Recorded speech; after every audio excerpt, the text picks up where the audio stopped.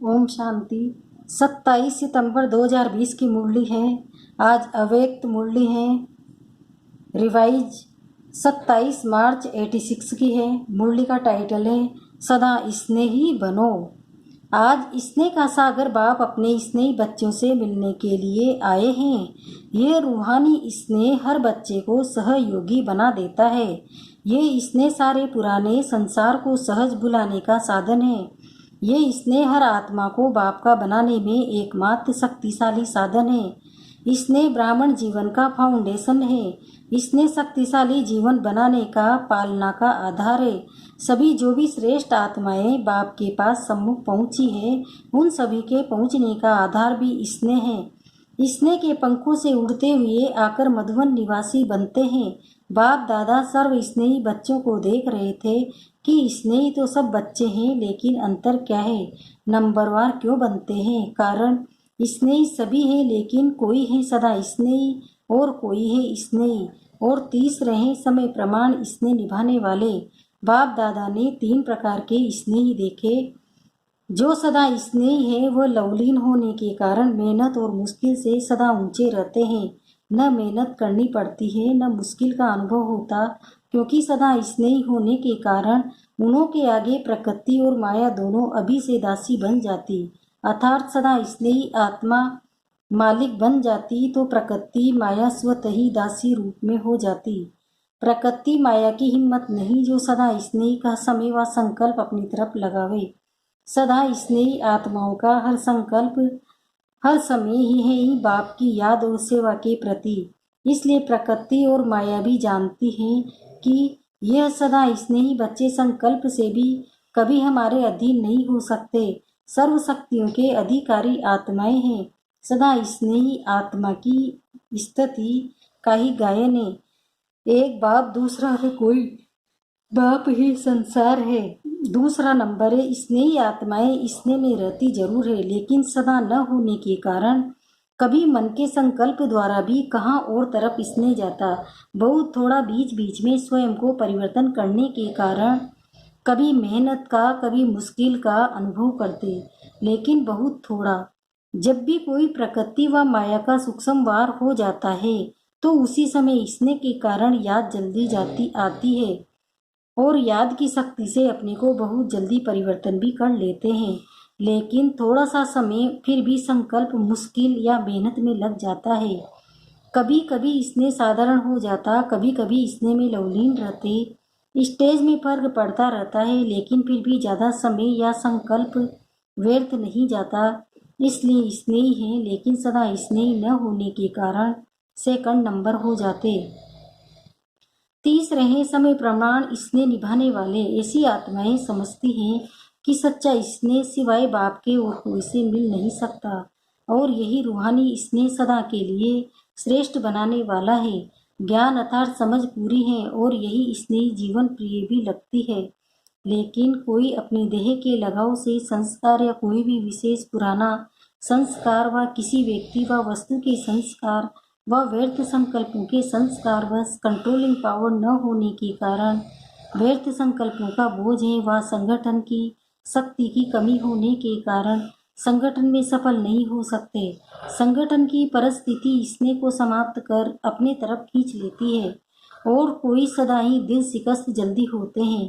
अभी अभी बहुत अच्छे उड़ते रहेंगे और अभी तो अपने आप से ही दिल शिकस्त। यह स्वयं से दिल शिकस्त होने का संस्कार भी सदा स्नेही बनने नहीं देता।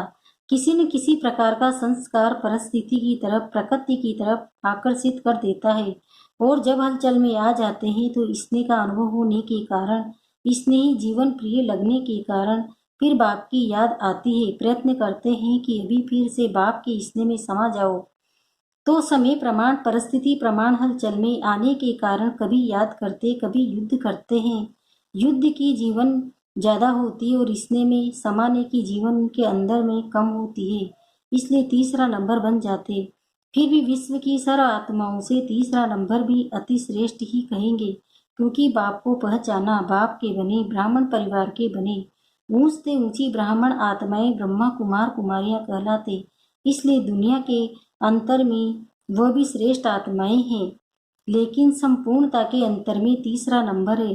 तो स्नेही सभी हैं लेकिन नंबरवार है। नंबर 1 सदा स्नेही आत्माएं सदा कमल पुष्प समान न्यारी और बाप की अति प्यारी है। स्नेही आत्माएं न्यारी और प्यारी भी हैं, लेकिन बाप समान शक्तिशाली विजयी नहीं है, लवलीन नहीं है, लेकिन स्नेही है। उन्हों का विशेष यही स्लोगन है, तुम्हारे हैं तुम्हारे रहेंगे। सदा ये गीत गाते रहते, फिर भी स्नेह है इसलिए 80% सेफ रहते, लेकिन फिर भी कभी कभी शब्द आ जाता, सदा शब्द नहीं आता। और तीसरे नंबर आत्माएं बार बार स्नेह के कारण प्रतिक्रियाएं भी स्नेह से करते रहते हैं। बस अभी से ऐसे बनना है, अभी से ये करेंगे, क्योंकि अंतर तो जानते ही न। प्रतिज्ञा भी करते, पुरुषार्थ भी करते, लेकिन कोई न कोई विशेष पुराना संस्कार लगन में मगन रहने नहीं देता, विघन मगन अवस्था में नीचे ले आते, इसलिए सदा शब्द नहीं आ सकता। लेकिन कभी कैसे होने के कारण कोई न कोई विशेष कमजोरी रह जाती। ऐसी आत्माएं बाप दादा के आगे रू रिहान भी बहुत विनती करती, हुज्जत बहुत दिखाते, कहते डायरेक्शन तो आपके हैं, लेकिन हमारी तरफ से करो भी आप और पावे हम। हुज्जत से स्नेह से कहते, जब आपने अपना बनाया है तो आप ही जानो। बाप कहते हैं बाप तो जाने, लेकिन बच्चे माने तो सही। लेकिन बच्चे हुज्जत से यही कहते हैं कि हम न माने, आपको मानना ही पड़ेगा। तो बाप को फिर भी बच्चों पर रहम आता है कि हैं तो ब्राह्मण बच्चे, इसलिए स्वयं भी निमित्त बनी हुई आत्माओं द्वारा विशेष शक्ति देते हैं। लेकिन कोई शक्ति लेकर बदल भी जाते और कोई शक्ति मिलते भी अपने संस्कार में मस्त होने के कारण शक्ति को धारण नहीं कर सकते। जैसे कोई ताकत की चीज खिलाओ और वह खावे ही नहीं तो क्या करेंगे। आप विशेष शक्ति देते भी हैं, बाप विशेष शक्ति देते भी हैं, और कोई कोई धीरे धीरे शक्तिशाली बनते बनते तीसरे नंबर से दूसरे नंबर में आ भी जाते हैं। लेकिन कोई कोई बहुत अलबेले होने के कारण जितना लेना चाहिए उतना नहीं ले सकते। तीनों प्रकार के स्नेही बच्चे हैं, टाइटल सभी का स्नेही बच्चे हैं, लेकिन नंबरवार है। आज जर्मनी वालों का टर्न है, सारा ही ग्रुप नंबर 1 है ना। नंबर 1 समीप रतन है, क्योंकि जो समान होते हैं वही समीप रहते हैं। शरीर से भले कितना भी दूर हो, लेकिन दिल से इतने नज़दीक हैं जो रहते ही दिल में हैं। स्वयं बाप के दिल तकत कर रहते हैं, उन्हों के दिल में स्वतः ही बाप के सिवाय और कोई नहीं, क्योंकि ब्राह्मण जीवन में बाप ने दिल का ही सौदा किया है। दिल ली और दिल दी, दिल का सौदा किया है ना। दिल से बाप के साथ रहते हो, शरीर से तो कोई कहाँ रहते।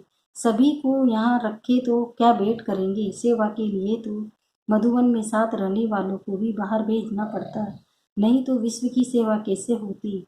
बाप से भी प्यार है तो सेवा से भी प्यार है, इसलिए ड्रामा अनुसार भिन्न भिन्न स्थानों पर पहुंच गए हो और वहाँ की सेवा के निमित्त बन गए हो। तो ये भी ड्रामा में पार्ट नूंदा हुआ है। अपने हम जिन्स की सेवा के निमित्त बन गए। जर्मनी वाले सदा ही खुश रहने वाले हैं ना। जब बाप से सदा का वर्षा इतना सहज मिल रहा है तो सदा को छोड़ थोड़ा सा व कभी कभी का क्या लेवे। दाता दे रहा है तो लेने वाले कम क्यों लेवे। इसलिए सदा खुशी के झूले में झूलते रहो। सदा माया जीत, प्रकृति जीत, विजय जीत बन विजय का नगाड़ा विश्व के आगे जोर शोर से बजाओ। आजकल की आत्माएं विनाशी साधनों में या तो बहुत मस्त नशे में चूर हैं और या तो दुख अशांति से थके हुए ऐसी गहरी नींद में सोए हुए हैं जो छोटा आवाज सुनने वाले नहीं हैं।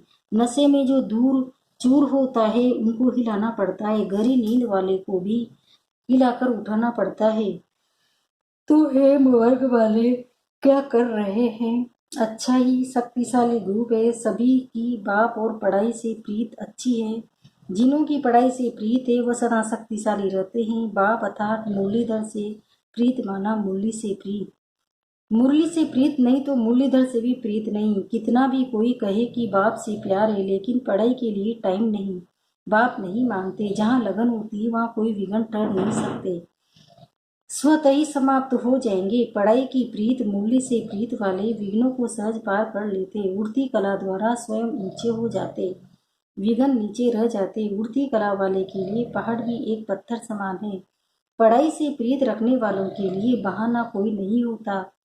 प्रीत मुश्किल को सहज कर देती है। एक मुरली से प्यार, पढ़ाई से प्यार और परिवार का प्यार किला बन जाता है। किले में रहने वाले सेफ हो जाते हैं। इस ग्रुप को ये दोनों विशेषताएं आगे बढ़ा रही है। पढ़ाई और परिवार के प्यार कारण एक दो को प्यार के प्रभाव से समीप बना देते हैं और फिर निमित्त आत्मा भी प्यार वाली मिली है। इसने भाषा को भी नहीं देखता, इसने की भाषा सभी भाषाओं से श्रेष्ठ है। सभी उनको याद कर रहे हैं, बाप दादा को भी याद है। अच्छा ही प्रत्यक्ष प्रमाण देख रहे हैं, सेवा की वृद्धि हो रही है। जितना वृद्धि करते रहेंगे उतना महान पुण्य आत्मा बनने का फल सर्व की आशीर्वाद प्राप्त होती रहेगी। पुण्य आत्मा ही पूज्य आत्मा बनती है। अभी पुण्य आत्मा नहीं तो भविष्य में पूज्य आत्मा नहीं बन सकते। पुण्य आत्मा बनना भी जरूरी है। अच्छा, अव्यक्त मूल्यों से चुने हुए प्रश्न उत्तर। प्रश्न, ब्राह्मण जीवन का विशेष गुण श्रृंगार व खजाना कौन सा है? उत्तर, संतुष्टा। जैसे कोई प्रिय वस्तु होती है तो प्रिय वस्तु को सभी छोड़ते नहीं है। संतुष्टता विशेषता है। ब्राह्मण जीवन के परिवर्तन का विशेष दर्पण है। जहाँ संतुष्टता है वहाँ खुशी जरूर है। यदि ब्राह्मण जीवन में संतुष्टता नहीं तो वो साधारण जीवन है। प्रश्न, संतुष्ट मणियों की विशेषताएं क्या होगी? उत्तर, संतुष्ट मणियाँ कभी किसी भी कारण से, स्वयं से, अन्य आत्माओं से, अन्य संस्कारों से, वायुमंडल के प्रभाव से असंतुष्ट नहीं हो सकती। वे ऐसे कभी नहीं कहेंगे कि हम तो संतुष्ट हैं, लेकिन दूसरे असंतुष्ट रहते हैं। कुछ भी हो जाए, संतुष्ट मनिया अपने संतुष्टता की विशेषताओं को छोड़ नहीं सकती। प्रश्न है, जी सदा संतुष्ट रहते हैं, उनकी निशानियां क्या होगी? उत्तर है, जो सदा संतुष्ट रहता उसके प्रति स्वतः सभी का स्नेह होता है, क्योंकि संतुष्टता ब्राह्मण परिवार का स्नेह ही बना देती है। संतुष्ट आत्मा को सभी स्वयं की समीप मिलाने व सर्वश्रेष्ठ कार्य में सहयोगी बनाने का प्रयत्न करेंगे। तीसरा, संतुष्टता की विशेषता स्वयं की हर कार्य में गोल्डन चांस तर बना देती है। उन्हें कहना या सोचना भी नहीं पड़ता। चौथा, संतुष्टता सदा सर्व के स्वभाव संस्कार को मिलाने वाली होती है। वो कभी किसी के स्वभाव संस्कार से घबराने वाले नहीं होते। पांचवा, उनसे सभी का स्वतः दिल का प्यार होता है, वो प्यार लेने के पात्र होते हैं। संतुष्टता उस आत्मा की पहचान दिलाती है। हर एक की दिल होगी, इनसे बात करे, इनसे बैठे। छठा है, संतुष्ट आत्माएं सदा मायाजीत है, क्योंकि आज्ञाकारी है। सदा मर्यादा की लकीर के अंदर रहते माया को दूर से पहचान लेते हैं। प्रश्न है, यदि समय पर माया को पहचान नहीं पाते, बार बार धोखा खा लेते हैं, तो उसका कारण क्या है? उत्तर, पहचान कम होने के कारण है। सदा बाप की श्रेष्ठ मत पर नहीं चलते हैं। कोई समय चलते हैं, कोई समय नहीं। कोई समय याद करते हैं, कोई समय नहीं। कोई समय उमंग उत्साह में रहेंगे, कोई समय नहीं। समय सदा आज्ञा की लकीर के अंदर नहीं रहते, इसलिए माया समय पर धोखा दे देती है। माया में परखने की शक्ति बहुत है। माया देखती है कि इस समय ये कमजोर हैं, जो उस कमजोरी द्वारा अपना बना देती है। माया के आने का रास्ता है ही कमजोरी।